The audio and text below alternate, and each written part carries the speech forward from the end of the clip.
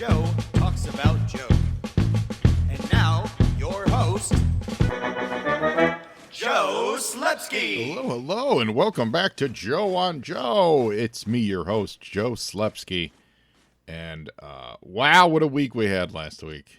I hope everyone enjoyed it. For all of you new listeners, welcome. Today's going to be a more normal episode than we did last week. And for you returning listeners, thank you so much for sticking around. Of course, I'm talking about G.I. Columbo. I hope everyone enjoyed it. It was an absolute blast to put together, to just to hear it come together when it's been sitting in my brain for at least the last 6 months. Was a real gift, and huge thank you. First of all, big thank you to all the listeners who reached out and offered, kudos and good job and congrats and stuff. I really hope you guys enjoyed it, because at the end of the day, it's all silly and it's fun, and it's a fun team up that I don't think we were ever going to see otherwise. But so I appreciated each and every word of praise, thanks, whatever, call it what you will, that I heard from all you guys out there in the Joe on Joe, in the Joe podcast world. It really meant a lot. It was great to be a part of Cobra Convergence. Big thank you to Hooded Cobra Commander. You're awesome. Thank you for putting that together every year. Hopefully next year we'll do something else. I have absolutely no idea what the next one will be. I've done Cold Slither, and then we did my special missions that are part of like the Joe and Joe Theater universe. Now we did G.I. Columbo. They're all three very different projects. They scratch very different itches in my collective psyche. So I don't know what's going to come next. I like to write and create things that kind of speak to my inner fun. I've been wanting to talk about this, and we won't go terribly long, because today, of course, we are here to talk about G.I. Joe 132. We're not going to talk about G.I. Columbo all day. We're going to talk about G.I. Joe 132, which is today's Joe and Joe Illustrated issue, of course. This is Snake Eyes Unbound. We're getting closer and closer to G.I. Joe 155, which is the end of the original Marvel run. So that's a huge milestone that's going to sneak up on us sooner rather than later. We'll get all the bona fides out of the way. If you want to say hi, reach out to me on social media at Joe on Joe Pod. That's on Facebook, Twitter, Instagram. You can send me an email to joeandjoepod@gmail.com. Let me know what you thought of G.I. Columbo. Or, let me know if you have any, or if you want to play. Like, if you're a creator out there and you have ideas for stuff and you don't really, and it's in like my wheelhouse. I don't do videos, that's not me. I'm an audio podcast guy. So, I'm open to ideas, and I'm open to collabs, as we like to say, which we're going to talk about in 1 second. And and then while you're on the internet, please check out our wonderful sponsor, which is the Movies in a Meal podcast. Listeners, I know what you need in your life. You need more podcasts, and you also love movies. So why not do a podcast that's about not one movie? It's about not two movies. It's about 3 movies and a meal. I'm talking the Movies and a Meal podcast. This show is great. It's brought to you by Keith, Brad, and Ben, and each week they bring a new movie to the table, which they all discuss as a group. And it's not, your highfalutin movies. It's What We Do in the Shadows, The Fantastic Four, Rise of the Silver Surfer, and Out of Sight. It's Bad Education, Ghost Rider, and A View to a Kill. It's X-Men Last Stand, Queen Sugar, The Mandalorian, and Major League 2. They are a lot of fun to listen to. You guys know Ben. It's our friend Ben Pensarga. He was a guest on Joe and Joe. In fact, Ben was the very first remote guest that I ever had on this podcast, so he's always got a special place in my heart. I'm really digging this. I just started listening to it last week. It is a lot of fun. They bring a guest in. The guest, I listened to their Heathers episode. They were joined by Kelly, and she went in depth on her favorite movie, which was Heathers, and it made me want to go watch Heathers to watch with them. I really dig it. So guys, find them out there at Movies and a Meal, Twitter, Instagram. Their website is moviesandameal.podbean.com. They put out 1 episode a week. give them a listen, guys. Support them. Let them know Joe on Joe sent you. I don't think you're going to be disappointed. It is quite entertaining. And now back to the show. So, quick G.I. Columbo talk. Last fall, I had listened to an episode of the Gilbert Gottfried Amazing Colossal Podcast. Rest in peace. And you guys have heard me talk about how much I enjoyed that show because they talked about old Hollywood and they talked about just stuff that doesn't get a lot of, everyday conversations about old school stuff that no one really talks about anymore. Old actors and old TV shows, etc. And they had the guest escapes me, but I know I could find it in a second. But they had it was a Columbo episode. It was like the whatever anniversary of Columbo. I don't 50 years or something like that. We think 50, 40, some 47, it's probably like 55 years of Columbo, something along those lines. Anyway, 60 years maybe. Anyway, and it sounded intriguing. I got to tell you guys, I'd never seen an episode of Columbo before. This is last fall 21.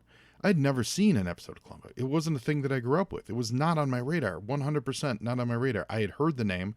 I knew who Peter Falk was, and I appreciated Peter Falk, and I knew he played some kind of detective on TV. That's it. That's the extent of it. I didn't know anything about the just one more thing, and all of the Columboisms now. Nothing. So I heard this podcast, and it was really great. It was a real deep dive into it, and it sounded fascinating. They talked about all these guest stars that would show up, and the reverence they had in this podcast for this show was electrifying. I was like, okay. And like a couple weeks later or something, was Black Friday, and Amazon had the Columbo box set on sale for like $30, and it's like 34 discs. It's less than $1 a disc. My brain goes like, well, you can't afford not to take a flyer on this. How bad can it possibly be? I've lost $40 at a casino on less. So I just bought it, and I know I talked about it on this show briefly last fall when I was in the middle of it, but I think once I got the idea for G.I. Columbo, I stopped talking about it because I didn't want to talk about it. But I'm here to repeat. It was amazing. In a month, I watched every single episode of Columbo from episode 1, which is like 1967, I think, all the way to 2003. That show aired that long. That show was on the air for that long. And Peter Falk was just never missed a beat. And I'm talking even all the way to the end, even his final days. Sure, some are better than others, but Peter Falk was always fabulous in it. And I would, like every day, like I'd watch 2 or 3 episodes a day. And Columbo episodes, if you guys don't know this, they're not half-hour affairs. They are hour and a half. There were 2-hour murder mysteries that would air sporadically. It wasn't a regular TV show. It wasn't like every Sunday night tune in for a new Columbo. It was every few months you would get a spate of Columbo episodes. They would shoot 4 or 5, and then they would run them along with some other shows like Macmillan and Wife, etc.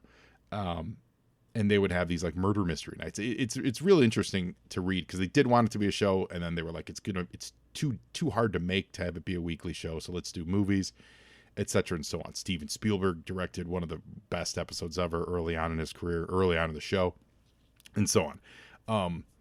John Cassavetes. I mean, they had guest stars of.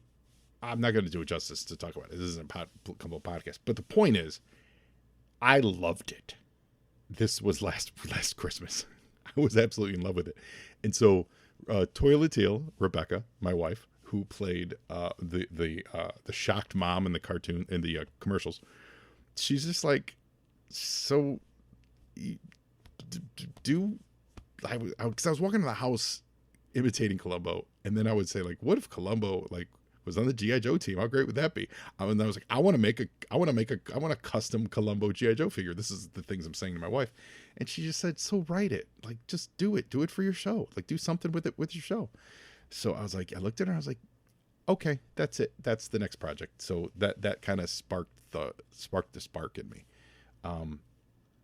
Yeah. And the rest was a lot of sweat and a lot of hard work from a lot of great people. So I chatted with, keep it very close to my vest, but I chatted with a couple key dudes that got special thanks, Matt Plassman and Jeremiah Stafford. Now, you guys have heard me say these two names. They're Joe fans. They've been guests on the show.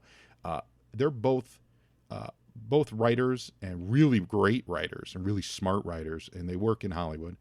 And I hit them up with it. And Matt's heavy into TV, so he knows his TV, and Jeremiah's a movie guy, and Jeremiah knows his G.I. Joe stuff. Nobody knows their G.I. Joe stuff more than Jeremiah.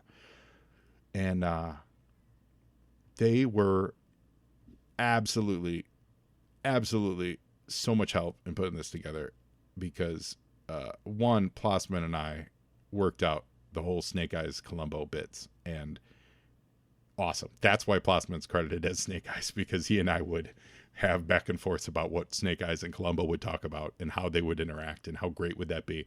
And those are the first things that we wrote that were written for the show, because it just needed to have a Snake Eyes Columbo conversation. And what would that be? And Jeremiah had the original victim was, or the original killer. Well, the original victim / killer combination, I forget exactly what it was going to be, but it was going to be between Breaker and Mainframe. And Jeremiah's like, yeah, but Breaker's the communication, Mainframe's computers. And I'm like, yeah, but they're kind of the same thing. And he goes, no. I go, but they didn't have. I go, but what about, I was like kind of talking him through it, and he goes, use Sparks. I went, who? And he goes, remember Sparks? He reminded me, he goes, remember Sparks from the first few cartoons? This Joe that disappeared, and I know that they picked him up, and they've, I looked on Wikipedia, they used him, they've revived him in the last, 15 years, but he was essentially forever. He was the lost Happy Days brother, right? He was Richie's older brother that went upstairs to play basketball and never came back down. So I was like, Jeremiah, that's the greatest idea ever. And so all of a sudden it became the story of Sparks, and why did Sparks leave the team? And that was the impetus for G.I. Columbo, and figuring out how to make all that work. And then the fun was for me to play in both worlds, because I wanted to capture the spirit of Columbo and the rules of Columbo, but with also the spirit and the rules of G.I. Joe. So you couldn't actually. So with Columbo, someone needs to die, because it's a murder. It is a murder mystery show. Columbo needs to die. Someone needs to die. You need to see the murderer in the very beginning, and you don't even meet Columbo until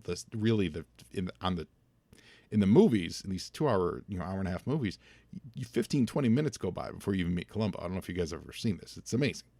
So the first act, so to speak, is just no Columbo, and then someone needs to die. He needs to have a lot of him figuring it out, but it's not a whodunit. It is how is he going to find it out? How is he going to catch him? That's what it is. It's not a whodunit, because you know exactly who the killer is. So with G.I. Joe, you couldn't have a killer. You couldn't have a murder, because I don't want to murder people in G.I. Joe. Like, G.I. Joe's not about murdering people. G.I. Joe's about, parachutes and lasers. So, but I also needed twists, and G.I. Joe was all about twists. G.I. Joe was not about, G.I. Joe was about whodunit. There were all these episodes of, oh no, this person's been wearing a mask, and this whole time the senator, the representative has been a Cobra member all the time. So those two seem to go at odds. And so then that's where I came up with the solutions that I came up with of it's a Zartan sibling, and there really is a murder. But then G.I. Joe, I was reminded when we saw actually I figured this out a little earlier, but when we watched the live, the Fathom productions of the G.I. Joe movies, it cemented it that was the right way to go, of the whole, the movie thing of Hawks or Duke's not dead, like G.I. Joe already gave you the ultimate out of, yeah, you could stab a guy in the heart and he's still not dead, because it's G.I. Joe. So then I was like, well, that's perfect. That's the ending. That's how it wraps up. So anyway, so those are like, it was just so much fun to put together. And I just want to briefly, and going on here, but briefly chat about this amazing all-star cast of absolutely killer actors. Doug Erholtz was Mike Columbo. When he sent me a test recording of him doing a Columbo, and this was the first time he had tried doing a Columbo. He didn't know he had it in him. It was awesome. and it wasn't there. He worked on it. He refined it, but it was great, and it was enough for me to go, okay, we can now do this. Because if I didn't have a Columbo, I wasn't going to be me doing a bad Columbo impersonation. It would have been worse than I wasn't. Yeah. Anyway, so Doug is a fabulous voice actor. I mean, he's an actor, but he's a voice actor. He does a ton of cartoons. He was a Care Bear. He's done work on Final Fantasy games, guys. You need to check out his IMDb page. Doug's a talent, and he absolutely killed it. So I was so lucky to get him, and he's a good friend, and just a huge ups to Doug. Alex came in as Sparks. He's not credited as, spoiler alert, Xandar, because I needed to try to keep that a secret. Alex is also a fabulous actor and a very good friend of mine, actually. And I appreciate his work so much, and he's so good at Sparks in this. He's so great. And yes, it is the same Xandar from Cold Slytherin. Yes, it is the same Xandar from my special missions. I am slowly building a small universe of what these people are like in real life. Yes. And yes, my Xandar is Paul Lind. It is played by Paul Lind. Fabulous now deceased Hollywood actor. I think, yes, it is Paul Lind, and that's Alex doing a fabulous Paul Lind impersonation. So yes, so Paul Lind did essay Xandar, and it is all essayed by Alex, and he's awesome. So Plassman plays Snake Eyes in Mainframe, and Matt's an old school. I didn't even know this. Matt's an old school performer. I didn't even know this when I asked him to do it. I asked him to do it because Matt's got this great. He's fun, and he gets it. He gets the project, but he's got a great flatness to his voice that I really liked for Mainframe. And then I found out that he was an actor, and I thought he did such a wonderful job. It makes me want to write more Mainframe Zarana stories. You guys, I know you recognized his voice because Mike Irizarry from the What's on Joe Mind podcast was General Hawk. And come on, man. Like, that voice is only General Hawk. Maybe Serpentor, maybe both. Like, his voice was built to be General Hawk, and he did a wonderful job. I don't know if Mike's ever acted before. I consider Mike a friend now. We've guested on each other's shows, and we've chatted. But I've never met him in person. I don't, but I wouldn't be surprised. He's a real talent, and he really gave great performance. He really took to the direction and was giving me the choices that you need when you're putting something like this together. And just did a bang up job. I really liked it. And you guys, if you're not listening to the What's on Joe Mind podcast, you need to, because it's wonderful. Maria Wojciechowski is my Scarlet, and Maria and I go back 12 years now, I think. More than that, 14 years maybe, like 2008, 2009. Back to Chicago, Second City. She's a funny lady. She's a very funny lady. She's a comic. She's living in New York now. She was out of Chicago for a while. And great actress and funny lady. She ran a Instagram page called I Look Like Laura Dern, because, ladies and gentlemen, she looks just like Laura Dern. And so she would do Laura Dern poses. I don't know if she's still doing that, but it was so much fun for a long time. But she's like Toilet Teal, and I consider her our daughter because she's got that thick Wojciechowski Polish name. But she's just dear to my heart, and a super talent, as you saw. Von Dexter Montague II is my doc, and again, another performance that I wish I'd written more for, because Von is awesome. If you ever watched me on the comic book shop YouTube show that we would do, you probably, I don't know if you ever saw it. I would cross-reference it with Joe and Joe, but it was with really great friend Pablo, and it was called I forget what it was called. What's our issue? Here's our issue. Something I forget what it's been a few years since we've done it, but that's how I met Vaughn. But most fabulously, Vaughn is like the new face of Apple. I'm not even joking. They've used him in multiple, not training videos, but like introductory videos, like 13-minute, 20-minute long videos of, hey, this is the new iPhone 13, and here Von Dexter is going to walk you through all the features. So if you've ever seen that video, that's Von. That's who played Doc. He's such a talent.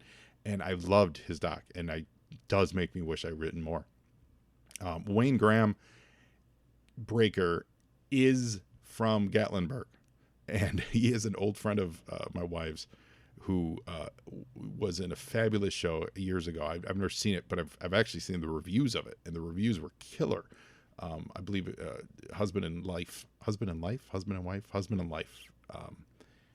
that Rebecca and Wayne were in, and she's always spoke so glowingly of him as a performer and stuff, and she hadn't spoken to him in a long time. So when I said, "Hey, Gatlinburg, that's kind of the accent we're looking for," she goes, "Oh, I got your guy." So I was so happy to bring Wayne on, and I really loved it. And I hope you guys all picked up on Breaker always speaking through his speaker, because I thought that was funny. Zartan will always be essayed by Stephen Jubber from the G.I. Joeberg podcast. You guys know G.I. Joeberg, our friends from South Africa, and Stephen is just such a great dude. He's so generous with his time. He was so fast to get me the recording back, and it's always good. I mean, he's a professionally trained actor, and that's what he literally does for a living. So it's no surprise. But man, once again, just the fellow Joe podcasters stepping up. So Steve, you're hearing this. You're a mensch, and your Zartan is killer. And it's absolutely fabulous. Another friend of the show, Troy Smith, you brought it as Mutt. And I loved what he put on. I loved what he put onto it. He put this regional accent to it, and I thought was great. And Troy's been on the show, and he's also collaborated with the guys at G.I. Joeberg. He helps them out with their videos, their like toyetic, playtime videos. So he's just such a great dude. And he brought in the kids, Lily Bella and Jasmine and Johannes and Nadia. Those are, I believe they're a combination of his children and his nieces and nephews. I don't think they're all his kids, but I know he has a huge family. But they've been on the show before too. They were on the show years ago. We recorded with them, and we did a big 2-parter, and they were great then. And they were awesome in these commercials. They were so great. I asked them to do a Columbo impression, and they did it. It was fabulous. Absolutely adorable. So then Gary King Jr. comes into my life, and he was recommended by my friend Adam. I was like, "Hey, this is my buddy. He does some YouTube stuff, and he's dynamite. He's totally entertaining." So I met Gary, and 3 hours later, 3 hours after meeting him on a text, and he sent me one of the best voicemails, like of introducing himself. And I was like, "Of course you're gonna play." He could not want it to be Roblox more, and so I was like, "Of course." And so literally 3 hours later, I was at his house, and we had it all wrapped up. The whole thing took 5 hours, and so I got a new friend out of this too, which is always fun. And he just did so great. So thank you. And of course, Rebecca, fabulous as the commercial mom. What more needs to be said? Toilet Teal shows up. And then Christine Blackburn, the fabulous Christine Blackburn, played the PSA judge. Christine is from the Storyworthy podcast. She's the owner-operator of Storyworthy. If you guys are looking for fabulous storytelling podcasts, you need to check out Storyworthy. That's actually where I got my start. Going back of like literally 9 years in podcasting. I was a producer on their show with the wonderfully talented Hannes Finney. And Christine, I don't know if you're listening to this, but if you did, the reason I asked you to be at one, because you have a wonderful commanding voice and you're great and you're a talent, and I knew you would kill it, which you absolutely did. But two, you literally, when I was working on trying to figure out casting, I saw you tweeted something along the lines of like, "I hate radio plays. Don't ever ask me to be in one of your radio plays." And I in the back of my head, I said, "Oh, I'm getting Christine to play my judge in my radio play," because of a tweet. And she did, and she's awesome. And I forever love her. So, yeah. So that's, I've waxed poetic about that. Appreciate you guys giving me the time. I wanted to say all these things in the credits, but I feel like you need to get out. This show's over. Need to get out. So thanks for indulging in me this week. And how about that artwork, guys? Friend of the show, Philip Barnes, is such a baller. I came to him. I said, "Hey, man, I'm doing this special project. You've done file card style artwork for both me and Toilet Teal in the past. I love your stuff. I think you're a talent, and you're a big supporter of the show, Philip. So I appreciate you so much. So can you do something? I'll tell you. I'll tell you what the show is. And I said Columbo, and he laughed, and I sent him a bunch of reference images. And I'm not kidding, man. Within like a day, he came back with that great shot of Columbo in the Hector Garrido style, and that was the start of what the file card became that we used on the artwork for the show. So if you haven't seen the artwork for the show, check it out. It's on like all the social stuff. It's awesome, and that's all. It's all Philip Barnes. So thank you, Philip, so much. You're such a talent, and I always appreciate you and being a both listener and a friend, and amazing. It was just a lot of fun. And then Shirley Feeney guessed it as Junkyard. That story is different and funny. It was hard for me to get her. She barks all the time. Anytime we're recording a podcast, you can hear my dogs barking, except the day I needed them to get to record. So that's a whole story in and of itself. Yeah. So it was so much fun. It was so rewarding. And, who knows what we'll do next. But I appreciate each and every one of you guys for listening. I appreciate the team for doing this. It's just a huge, just a great, because what's the reward? Just love and kudos, right? That's what we do it for. So thank you, everybody, for that. And now... You were saying? I was saying, Stalker. Now we're going to look at comic books that were on the rack the same month as G.I. Joe 132, which is January of 1993. And January of 1993 should be setting off alarm bells in everyone's brain, because that was a massive month for comic books. And why is that? It's because over at DC Comics, they killed Superman. We talked about it the previous issue, where it was, the introduction of Doomsday. So we knew this was coming. So this is the big month. And Superman number 75. You lead up to it in 19. Man of Steel issue number 19. And then it goes right into Superman 75. And Superman 75 was groundbreaking. It sold a jillion copies. Everyone still thinks that it should be expensive, and it's really not. You can get a really nice polybagged version that's still in the bag for about $20 right now. Pretty much anywhere. We got 5 of them sitting at the store. And that polybag was great. It came with like a replica Daily Planet. It came with a black armband. What else did it came with a bunch of stuff too. And of course it had the Tombstone cover, which, Here Lies Superman cover. It was fabulous. I wore my Superman armband to school the next day, which was huge, because in 1993, people weren't talking about reading comic books, like they weren't. It just wasn't a thing. Like, I was still in the closet, so to speak, about reading comics. It was not a thing. I was like, literally wore on my sleeve. And so I was like, they killed Superman. I'm going to wear my black armband to school. And I did. And it was awesome. I played football. Like, I was popular, in that regard. Like, I wasn't, I wasn't a shrinking violet. But like, I was like, I'm going to show the world that I loved it.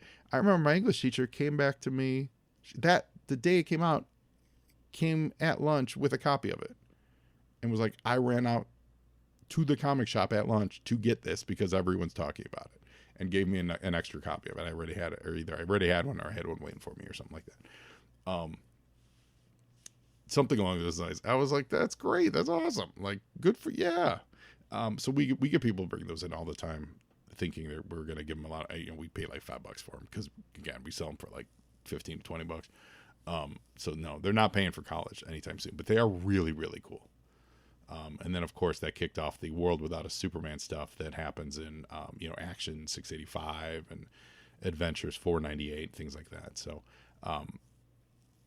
those are cool, but those weren't the only stories though, because DC was leading up to Nightfall, right? So over in Batman 488, Azrael shows up for the first time in the Batman books. Now his first appearance was 3 months earlier in Sword of Azrael, but this is him showing up in regular Batman continuity. He's on the cover with Robin. You also have the first appearance of Bane. Batman Vengeance of Bane is January, which is the guy who breaks Batman's back. This book sat around $60 forever. I have a feeling it's the kind of thing that won't lose its value. Apocalypse's first appearance over in the X-Men world, that's a book that fluctuated a lot. Like it sat around $40 when those movies came out with him in it. You know, like it jumped up to 60, 80, $100, and then now that's back down and it's slowly climbing back up. I feel like Bane has kind of always held his appeal in the back issue market. But Vengeance of Bane came out, which is his first appearance. So that's huge for this month. What else? The Legion. Oh, so they blew up the Earth last month. So now they're venturing out into space. And that's huge for DC. That's a huge month. You have Superman dying and the debut of Bane, who we didn't know it at the time, but Bane was the guy who was going to break Batman's back. So that's really great. Now, You were saying? over to Marvel Comics. Speaking of X-Men, we'll just jump with these first 4 comics, which are cool, and I had them at the time. And what's funny is I actually didn't realize this other one came out the same month either. Do you guys remember the Pizza Hut X-Men comic books? You should, because they were huge. Like, there was a huge giveaway where you went to Pizza Hut and you got these X-Men books. And the idea, and I think there were videotapes involved too, the idea of getting an X-Men comic book at a major retailer nationwide was incredible. Spider-Man, yes. Captain America, yes. Iron Man at the time, Iron Man was always kind of B-list. Now, Iron Man, you would think so because, it's different. But at the time, Iron Man was always kind of a B-lister. But like Captain America doing some kind of national giveaway book. Totally. Hulk. Oh, Hulk. Yeah, absolutely. Spider-Man, Captain America, Hulk. Any one of those 3 you could absolutely see, and it wouldn't be a big deal. But to see the X-Men, really, the X-Men, and a national giveaway promotion comic was huge. And I was young, like it's 93, so I was 17 at the time. So I hadn't, and I was still young enough I was still into comics enough to know that this is strange that the X-Men, because the X-Men were always outcast and their book was always, while yes, wildly popular, people outside of comics didn't really know it. Like they had just started the X-Men Adventures cartoon, and that was gaining steam and all that stuff. So, there was this groundswell of X-Men, and that's where it all came from. But to see these comics for real was incredible. I have all of them. These actually are a little collectible because of this. I think people finally remember them. They're fun, but they're, X-Men Collector's Editions 1, 2, 3, and 4, and they were all Pizza Hut giveaways. They were kind of cool. There was another giveaway called X-Men Premium Edition, and this was from Toys R Us. I came across this one years later. This was never on my radar, so I do have this in my collection. But bouncing off the success of the animated series, so in January of '93, you had 5 nationwide X-Men giveaway books being hand delivered to children. That's really huge. It's really quite big. So that's pretty cool. They're in the middle of the Executioner's Song crossover, if you guys remember that, over in the X-Men. So it's like X-Men 16, X-Factor 86, X-Force 18, and Uncanny 296. So this is that Executioner Song where Strife comes back in time, and I think the big reveal on this was that Strife and Cable were the same person, like clone, but I think the clone part came in later. It's just that the reveal was they were the same person. Anyway, they're actually the same person, not just didn't look alike, because the look-alike part I think came a little bit sooner than that. Once again, the Punisher has so many comic books. 1, 2, 3, 4, 5, and he's in Quasar. Punisher and Quasar, that's a crossover. That is a wild crossover. What else? Thor is back in Mighty Thor 457. Was it Kevin Masterson? Thunderstrike was holding the hammer for quite a while. So this is the return of like the Thor. Like Thor is always interesting because that inscription on the hammer can be read as the power of Thor, meaning someone else can turn into Thor, but you also have Thor, the actual personality person, God, not human, but God person, who lived in Asgard, who had the power of Thor, but he was his own man. So if he went away, the power of Thor could go somewhere else, which is what you see in the Jane Foster movie, the Jane Foster Thor movie that's going on now.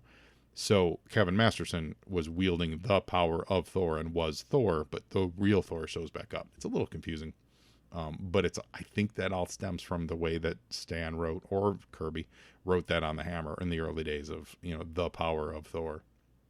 So wild stuff. Doom 2099 #1 is out. This is not a great series, but it is one of the better ones. It gets really good. Doom gets really interesting and good. It was okay to start with. There was a mystery about whether it was actually Doom, and it turned out to be our Doom, kind of time tossed. But later on in the series, I want to say around issue 19-ish, late teens, Doom takes over Earth, and it's called like After Doom. So it's called 2099 AD After Doom, and it cuts across all those 2099 titles, and it's really good. Spoiler alert, it's great. It never sustains it, and it never gets to like classic territory, but it's pretty well done, and it kind of shows like what would you do if Doom really did take over, but in a real way, like real bureaucratic stuff. Like how would he manage it? Because they've done stuff like Emperor Doom, the comic book, and then they find ways to wiggle it out. This was, oh no, he wins, and then he realizes that it's just not everything he wanted. So yeah, so that's it for Marvel Comics. You were saying? I was, and now we're going to Now, mass is ready. follow Destro's lead and look at G.I. Joe 132. Snake Eyes Unbound. Cover by Andrew Wildman. Snake Eyes striking a ninja pose, taking on a robot, wielding a machine gun. Now we know that's a battle android trooper without all of the battle android trappings. They've kind of been worn away because they're all damaged and beaten up. Looks like Lady J and Roadblock are also screaming. I'm sure Snake Eyes is screaming under his mask. This goes back to what we talked about last week with everyone's face dropped open in that image style. I have to say, I've always had a problem with swords this goes to today's stuff because, I'm reading the modern, Larry Hama stuff. They're leading up to 300. That's going to be exciting. And they're fighting a lot of robots. They're fighting a lot of like those modified bats. They're in the Cobra casino, right? And there's a squad of ninjas, and they're all using swords on them. And my brain can never wrap around a ninja sword being used on a metal robot. There's something about it that my brain goes, well, that just wouldn't, I'm sure there's wires and there's tubings and there's stuff you would cut, but for the most part, you would just be scraping metal on metal. Like, that doesn't seem to be a satisfying ninja fight, does it? Does it? So when I see this cover, it's a fine cover, don't get me wrong, but that's where my personal brain goes of like ninja sword on robot is never satisfying. And all I can do is think of RoboCop 3. Yo, Joe! So we start in a cool way. I like how this starts. It's got this red color overtone, so that puts you in, like, think of a dark room, right? So that puts you in that they're in an enclosed space with a solitary light source. That's what you get from this page.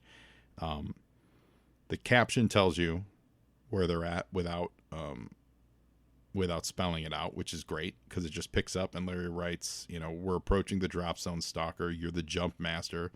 So that they're in some type of plane and they're about to jump out of it. Which is awesome. You then see the team, and they're all kitted up too. I like this, that they're not just, it's Roadblock, but he's wearing basically Halo gear, high altitude, low opening. He's wearing Ripcord gear, basically. They all are. Snake Eyes is too. So is Scarlet. Lady J. They're not just, here's Ripcord with a parachute. They're wearing the right gear that they would need to make these high altitude, low opening jumps. And you get this nice red color because that red light is on, saying, like no, like the red light, green light, go kind of thing. Now, mass is ready. That's the wrong button. Yo, Joe! And we go to this, the next page, you'll see Bump in the Night. And in a great reveal, we get, this is where they're at. They're in this giant C-130 and they're flying overhead, and you got the stealth fighter with, what's his name? Ghost Rider. You know, what's his name? He's flying alongside them, and they're cutting through the clouds, and they're above the cloud cover because it's high altitude, low opening.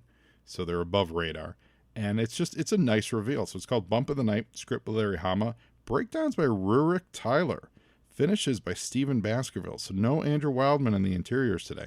Coloring by Bob Sharon, lettering by Miguel O'Higgins, editor David Wohl, and editor-in-chief Tom DeFalco. I think Miguel O'Higgins, that's a new name as well in the coloring. And so far, so good.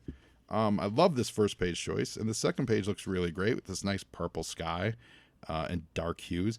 These are kind of the colors of the, were they the Stunticons? Weren't they like green and blue and black over in Transformers? I always like that color combo.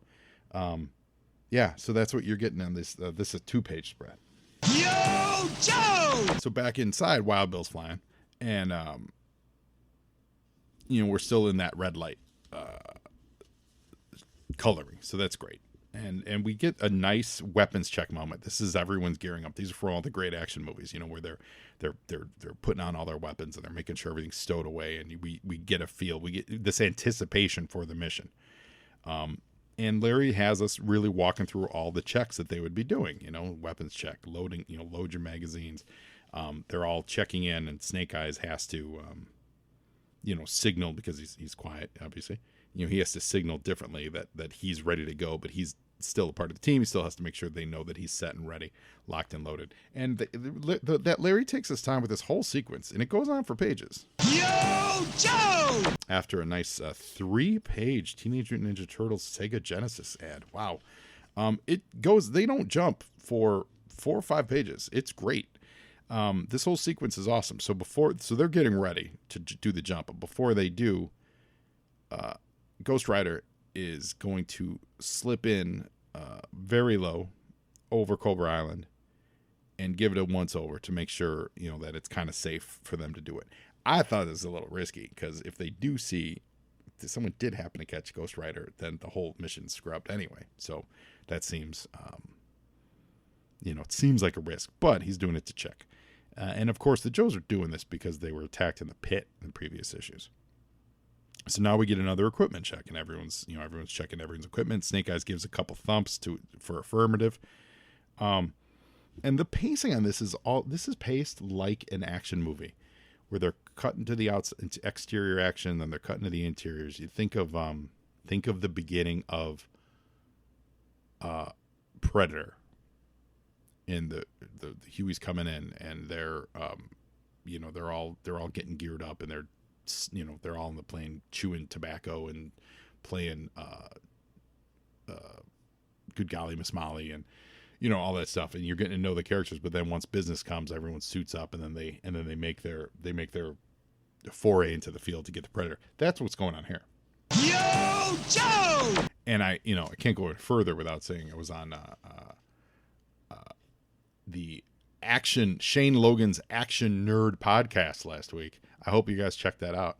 It's we talked Predator for 3 hours. That's how much Predator conversation there was to be had. I did share a link to it. That's on Twitter. Check that out from last week. And it was really good Predator conversation. There was not a lot of talk over. There was so much to talk about with Predator in the franchise. We think we're going to revisit it for some of the sequels to kind of ramp up to get to this new Prey movie. So I got Predator on the mind, but that fits with this comic that we're looking at. So we see Ghost Rider flies over Cobra Island, and what he sees is actually Cobra Island's pretty quiet. There's really not a lot of activity. So there really is no one there to spot him. And we get a little caption that's describing what's happening as he's doing it. Yo, Joe! And then the Joes strap up with their oxygen because they're so high up they're going to need oxygen to stay conscious. That's how high they are over the radar. And right at that moment, that's when the stealth fighter comes in. They did a great thing with the stealth fighter where, in order to maintain radio silence, they're just using a little like pen light, a little flashlight in the cockpits between the C-130 and the stealth fighter to signal like ready to go, ready not to go, so that there's no conversation that could be picked up. So once the Ghost Rider shows back up, kind of gives them the little signal, ready to go, and Wild Bill hits the cargo door. Yo, Joe! I mean, we're on page 12 now. This is, I think it's 1, 2, 3, 4, 5, 6, 7. So it's 8 pages of story just to jump out of the airplane. I think that's awesome, and it's good storytelling too. It's rich. It's got pacing. It's got tension. That's actually the word I was looking for. It's got great tension in it. So Larry just did a wonderful job of this, of splitting the action, giving us actual physical action with the other plane, but also giving us the tension of them getting all ramped up. I do wish that they had used Ripcord in this, though, because they are literally doing what his job is. Like, if I'm Ripcord, I'm sitting at home in the pit going, guys, this is actually my job. Or even, oh no, what's his name? Wasn't Crazy Legs? He's dead, right? Yeah, didn't Crazy Legs? Yeah, Crazy Legs died, didn't he? Yeah, he was one of the dead ones, I think, wasn't he? Yeah, I think he was. My brain is a little, yeah, I think Crazy Legs died. Well, then that even makes more sense to get Ripcord involved. Ripcord should have been on this team. However, it's not. It's Duke. Duke's the other one. So these 4 Joes are going to go in. And it's a great sequence, though, because you get the red light, green light, and the countdown. Jumpers away, and Stalker's there, like, he's not going with them. He's there, like, their, I guess, like, field commander or, just their coordinator. So he's the one that sends them off into the night. Yo, Joe! And it's a great shot, and it's Duke, I believe, barreling fists forward like Superman would fly through the sky, like straight down from the airplane, and they're all, they're all leaping, they're all just parachuting. But it's a really cool, because we've had parachutes a million times in these comic books. They've been used not just to save people from dying in helicopters, but they've had parachute jumps all the time. This is a really, really cool breakdown of what that really would be like. So kudos to Larry and the team for this. Yo, Joe! And we stay with them. This is now a page of what you go through, and this is actually Stalker talking about it. And this is a page of what you would go through, the stages of going through it. Like, you're above the clouds, and it's super peaceful. And then you go through the clouds, and you get disoriented. You don't know where you're at. But then once you start going through the vapor of a cloud, you get an idea of how fast you're actually going, because now you have something relative to it. And then as soon as you're through that, now you're seeing the land, and now you realize, oh, I'm gonna hit the ground. Like, you have enough time to check your watch, and then you see how low, the low opening part is. You want to get underneath their radar, and also, visually, so that they don't pick you up, and then you drop as low as you can, and then you pull your ripcord. And again, this is, why isn't ripcord with him? I will say this, though, because we need Duke in his Duke helmet, they make sure to draw it on him like it's on his waist. It's attached to his Duke helmet. This is the V2 Duke, so I like that they included it, especially because you got a new artist on this. A lot of times we've seen where when a new artist comes on, because the Joes are so specific and toy specific, it actually takes them a few issues to kind of get the costumes right, things like that. We've seen this before. He does a great job in this issue. Yo, Joe! And we stay with them. So now they're landing. Roadblock has some issues here. So he can't get his chute disconnected fast enough. So the wind is actually throwing him off course, and he lands and he gets drug further from them. So he's not a part of the team. Snake Eyes and Duke and Scarlet all landed, or keep saying Scarlet, apologize. Snake Eyes, Duke, and Lady J, they land pretty near each other, but they don't have time to waste. Roadblock will catch up to them, and so they're on their way, and they're all working silent and stealthy. But they have to wait for Roadblock they're not waiting for Roadblock. but he's going to catch up, and Snake Eyes immediately hears something. Yo, Joe! And Snake Eyes looks pretty good, I gotta say. He's got a little bulk on him, but if I were one man, parachuting into Cobra Island for an assault, I'd bring extra grenades too. I gotta say, I can't blame him for any of that. So they see that someone's heading their way, and whoever it is, they found one of the parachute harnesses before they had a chance to bury them all. And the Joes don't realize that they're robots. We can see them. That's the one part of this. I wish, if the Joes don't know that they're robots, I wish we didn't know that they were robots. Like, keep them in silhouette a little bit more. But it's they literally look like Terminator robots, like straight up Terminator. They no longer look like battle android troopers. They look like Terminator robots. Yo, Joe! And this is when Duke, so now the color, and this is really great. It's actually really nice. It's nice coloring. Because the color scheme on all these pages has been very specific. It's very muted, very dark. Lots of heavy shadows, things like that. And in this moment, they have Duke leap out to, jump on one of what they think is a Cobra Trooper, and he's going to slice his neck, which is also awesome. He's absolutely going to slice the soldier's neck. I said that like so bloodthirsty. I didn't mean it that bloodthirsty. But his knife breaks on it, and that's because it's a robot, right? So that's when Duke realizes that these things aren't human, they're bats. And then they start to get the upper hand on him. So what they do with the colors now is they've pulled it out of that deep shadow, and now they've actually added brightness and coloring to it. So now there's the silver on the bats is popping. You can see the color on Duke's camouflage. Snake Eyes is now a little more blue, less black. Like everything, literally everything is lightened up. It's like they turned a spotlight on with the color. Duke's hair is blonde. So this is it's a nice subconscious shift gears in the storytelling, because it's now the action is on, so there's no need to be subtle and dark and in the shadows with it. Yo, Joe! And Lady J is shooting her heart out, and she's actually doing a good job. She puts a few rounds through one of the battle androids. I don't know if, just because I can't tell from the, I think Snake Eyes is the one, he gets the other one. I don't think that's the same one. No? Yeah, it's a different one.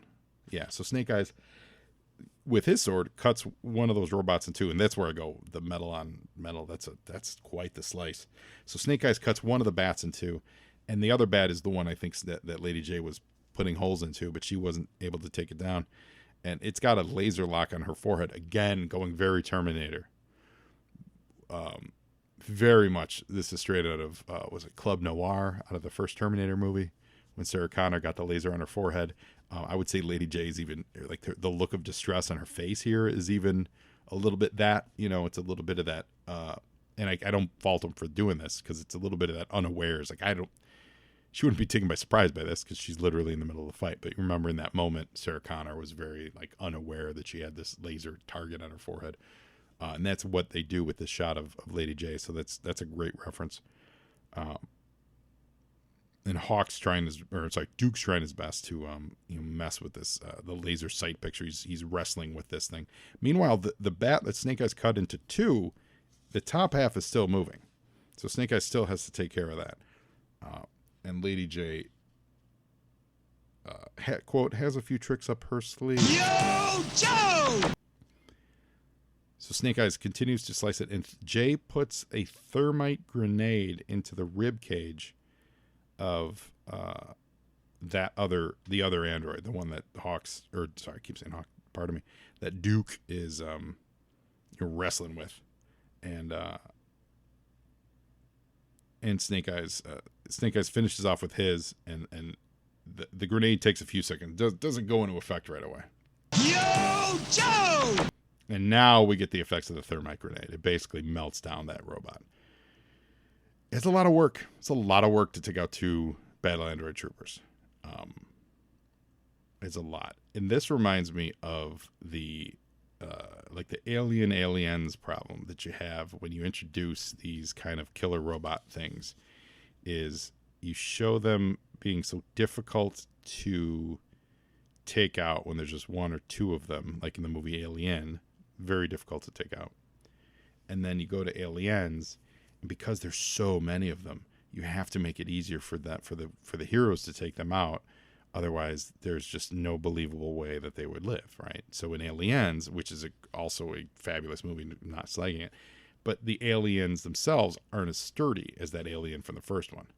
You know, like well, you know what? I guess technically you could say that the first alien really, it's not like he was standing up to gunfire. But you know what I mean. Like, the first alien took out a whole ship with one dude. And in Aliens, you get a jillion of them, right? So they're all just they're not as tough. And I think that's kind of what you end up with when you start using these bats like this. You know, like, so you have these two bats that give the Joes a real hard time.